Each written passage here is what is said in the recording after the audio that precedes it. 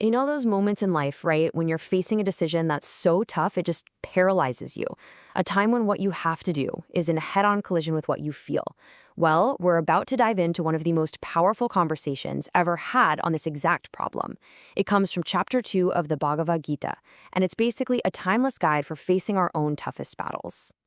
So here's how we're going to break this all down. We'll start with a warrior's total despair. Then we'll see the divine response that opens up this core teaching about our immortal self. After that, we'll get into the practical solution, the path of action. And we'll wrap up by looking at the end goal, becoming a person of steady, unshakable wisdom. All right, so let's set the scene. I want you to picture this: the epic battlefield of Kurukshetra. We've got two huge armies ready to go to war, a war that's going to decide the fate of an entire kingdom. And right there, smack in the middle of it all, is our hero, the legendary archer, Arjuna. And this is where everything just flips on its head. Arjuna, this unbeatable warrior, he looks across the battlefield, and he doesn't see enemies. He sees his family, his cousins, his teachers, his own grand uncle. And in that one moment, this incredible hero is just completely crushed by sorrow and doubt. I mean, he literally just breaks down. His duty as a warrior is telling him one thing, but his heart, his love for his family, is screaming the opposite. He starts questioning everything. What's the point of winning a kingdom if you have to kill the very people you respect and love to get it? This isn't just him being sad. No, this is a full-blown moral and existential crisis. So how does Krishna, his best friend and guide, respond to this? Well, you might expect a comforting pat on the back, right? Nope, not even close. What he delivers is basically philosophical shock treatment.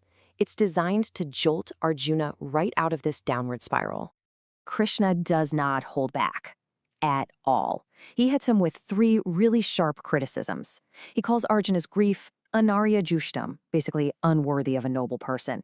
He says it's aswargyam, this won't get you into heaven, and finally it's akirtikaram, it's just going to bring you disgrace. You see what he's doing? He's completely reframing Arjuna's so-called compassion as a major weakness. And then comes this incredibly powerful command. He tells Arjuna, cast off this mean weakness of heart, stand up, and listen to the names he uses. By calling him Partha, he's reminding him of his noble heritage. By calling him scorcher of foes, he's reminding him of who he is, a proven, powerful warrior. It's a wake-up call, a direct command to remember himself and reclaim his strength. Okay, so now that he's got Arjuna's full attention, Krishna totally shifts gears. He moves from that harsh rebuke to a profound revelation. He's about to lay down the absolute cornerstone of his entire teaching, the real nature of the self, what's called the Atman. And this, right here, is the absolute game changer. Krishna explains that Arjuna's grief is based on a huge misunderstanding. He's crying over the physical body, but the true self, the Atman within, is eternal. It was never born. It can never die. And if you can really grasp this one idea, it's the key to overcoming pretty much any sorrow. So let's just look at the contrast here. It makes it super clear. You've got the body on one side, it's temporary, it changes from a baby to an old person, and yeah, it's born and it dies. But then you have the soul, the Atman, and it's the complete opposite. It's eternal, indestructible, it never changes, and it's totally beyond birth and death. They're just two completely different categories of being. And to make this even easier to wrap your head around, Krishna uses this brilliant analogy. Think of the body like a set of clothes. You know, when your clothes get old and worn out, what do? You take them off and put on a new set. He says the soul does the exact same thing with bodies. It just discards the old one and moves into a new one. So from this viewpoint, death isn't some terrifying end, it's just a change of clothes. Okay, so understanding the immortal soul that's the foundation, right? But the big question is, how do you actually live like that, especially when you're in the middle of a crisis, like, say, on a battlefield? This is where Krishna gets super practical. He introduces this idea called karma yoga, the path of selfless action. And it's really profound. The whole idea is to do your duty, your dharma, with everything you've got. Put your full heart and skill into it. But, and this is the revolutionary part, you have to do it without getting obsessed with the results. You're not attached to whether you succeed or fail. The focus is 100% on the work itself, not what you get out of it. This next part is probably the single most famous verse in the entire Bhagavad Gita. It's the heart of karma yoga. You have a right to the work, but never to its fruits. Just let that sink in for a second. You have control over your actions, but you have zero control over the outcome. So why stress about it? The real freedom comes when you let go of that obsession with success or failure. Now, to really drive this point home, to show Arjuna how to practice this kind of mental discipline, Krishna gives him this amazing metaphor. It's an analogy for the entire human condition, and it's all about a chariot. Okay, let's break this down. The chariot itself, that's your physical body.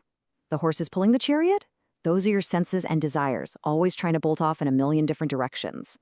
The reins you use to control those horses, that's your mind. And who's holding the reins? That's the charioteer, your intellect, your wisdom. And finally, the passenger just along for the ride? That's you, the real you, the soul or Atman. So for a smooth journey, the charioteer, your intellect, has to have a firm grip on the reins, your mind, to keep those wild horses, your senses, in check. So what happens when you put it all together? You understand the immortal self, you practice selfless action, you keep your mind disciplined. Where does that lead? Well, Krishna describes the end result, the ultimate goal, the ideal state of being. The name for this ideal person is a sthita prajna. It literally means one whose wisdom is steady. This is someone who gets these truths on such a deep level that their mind just isn't rattled by the constant ups and downs of life anymore. They've found this incredible, deep sense of inner peace. So what does this person look like? Well, for one, they're completely balanced in pleasure and pain. They're free from those powerful currents of craving, fear, and anger. And there's this amazing image used to describe them. They can pull their senses back from the world, just like a tortoise pulls its head and legs into its shell. Their contentment doesn't come from anything outside. It's all found within. And so that brings us back to us. Arjuna's battlefield really is just a big metaphor for our own lives, isn't it? They're full of conflict, difficult choices, and so much uncertainty. And I think the real challenge that this chapter leaves us with is this. In the middle of our own personal battles, how do we find a way to act with courage, with clarity, and with a truly steady mind?